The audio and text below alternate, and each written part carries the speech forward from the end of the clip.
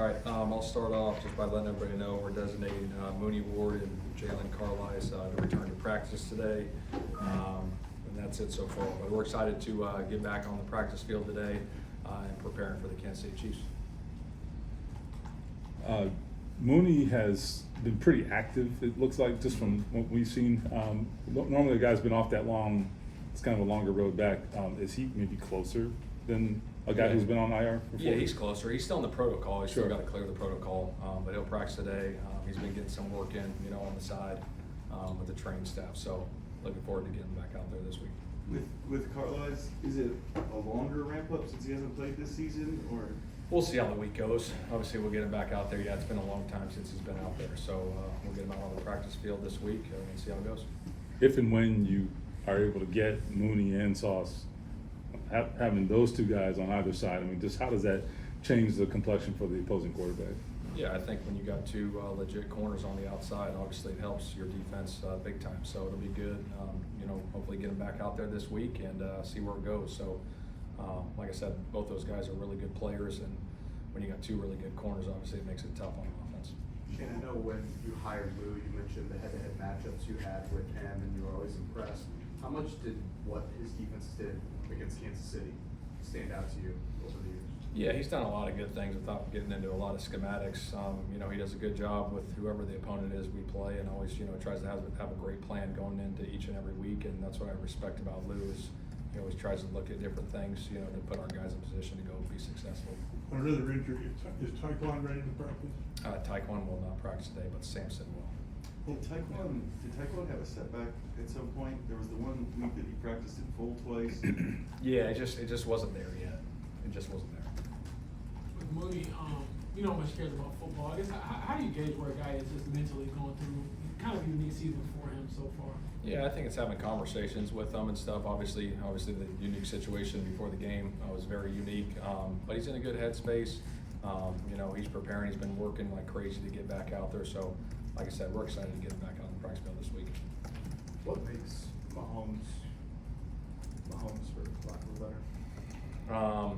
I think he's got an incredible feel for the game. Incredible feel. I think his instincts are some things that you probably can't coach when you watch him on tape. The plays he makes outside of the pocket, stepping up in the pocket, getting out of the pocket, the throws, the cross-body throws, the down-the-field throws, the intermediate throws. I think he's got a great feel for space, and I think their receivers as a whole with Kelsey and Worthy and Rice and Brown, I think they do a good job finding those dead spots for him as well. And I'm sure they practice it like crazy. And he's special when it comes to that, getting out of the pocket. When you maybe self-scouted during the bye, when you looked at how Tyler's been used in so many different ways, what maybe just jumped out? It was a self-scout. There's a lot of things, but yeah, we use them in different ways. With that though, with Tyler, just the ability that he had, I could ask a better question. Yeah. With the ability that he has to do so many different things, just 10 games into his rookie season, I know we talked about it a lot, but just how impressive is that he has been able to sustain that? Yeah, I think it's awesome. I think anytime you have a player that's multiple that can do different things and put him in positions to do those, and he's successful doing them, you add more to the table when you find different things on tape that you think you can take advantage of. Shane, there obviously seems to be a lot of trust between you and Daniel. I'm wondering, what is it about his mentality that fits so well with the way you try to coach the quarterback position in particular?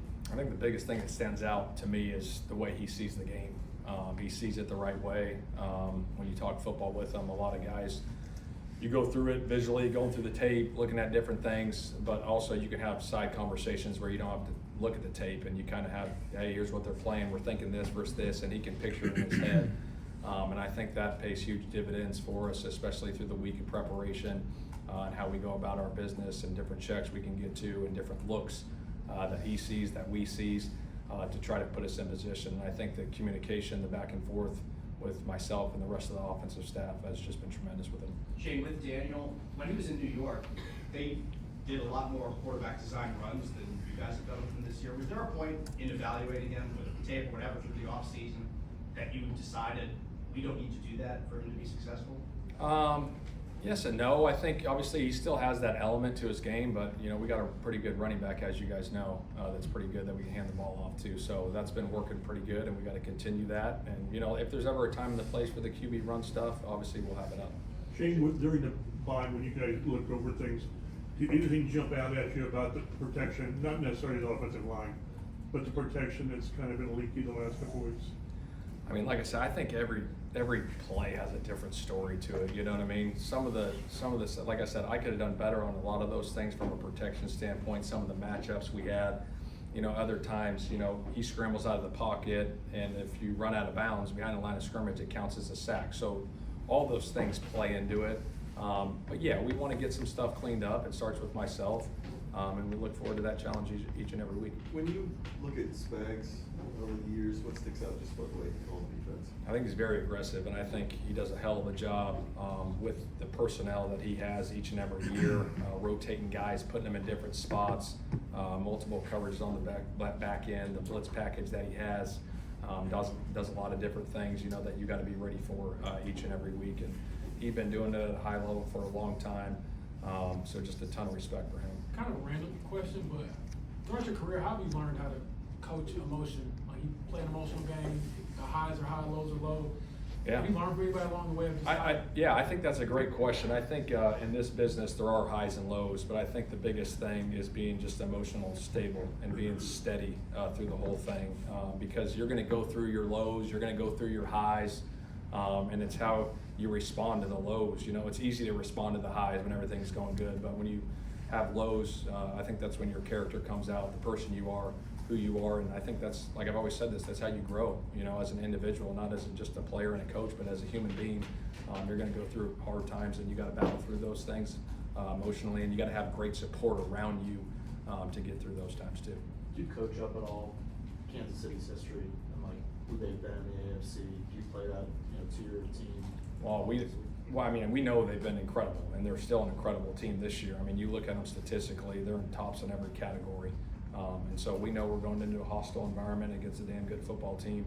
And so, we got to be on our details. And I told our guys this morning, I said, we're not chasing a finish line, like we're chasing progress. That's what we're looking to do each and every day, is to get better. It's one day at a time, 1 week at a time.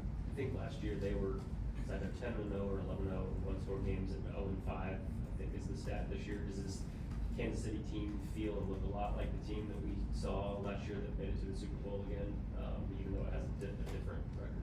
Yeah, I think for whatever reason, some of those games just haven't went their way. And they're in every single game. They're right there. If the ball bounces one way, one game, ball bounces the other game, shoot, they win all of them, So they're a hell of a football team, and we got to be ready to go. How has that team just changed, or not thinking of a great word, how is this team different than maybe the team that you coached against in the Super Bowl a couple years ago? Is there anything that you notice or sticks out? I still think they're coached really, really well. I got so much respect for Coach Reed and what he's done in his career. I mean, his resume speaks for itself. They do a hell of a job, offense, defense, special teams. They got a good veteran presence. Obviously, the quarterback is one of the best in the world. So we got to be on it with our details and everything we do. We know it's going to be loud, handle the noise, all those different things that we got to do this week, to go be successful. Anthony Gould practice. Yeah. Shane, Carlies' constant presence can maybe on the outside look like micromanaging. I guess, what is it about her constant presence that actually endears herself to you, the other coaches, and the players, the whole team? Yeah, I think it just shows that she cares so much about this organization and her players and this team, and trying to do anything and everything to help this organization be successful and win. And anything that we need to get done around this building with the players to make it better, she does it. And I think that speaks volume as an owner, knowing that she has everyone's back in this building to do it right and do it the right way. Her mission statement: to entertain, inspire, unite, and win the right way. And she lives that every day, and it's great the involvement that she has on the practice field, in the meeting rooms, on the sideline. I mean, she's always around, and I think that carries a lot of weight, in this league. Any other update on last one here? Anthony Richardson? I know he could have technically came back to that. Yeah, he's doing good. Obviously, I just had a conversation with him in my office. He's in good spirits, just rehabbing the eye, and we'll see where it goes from there.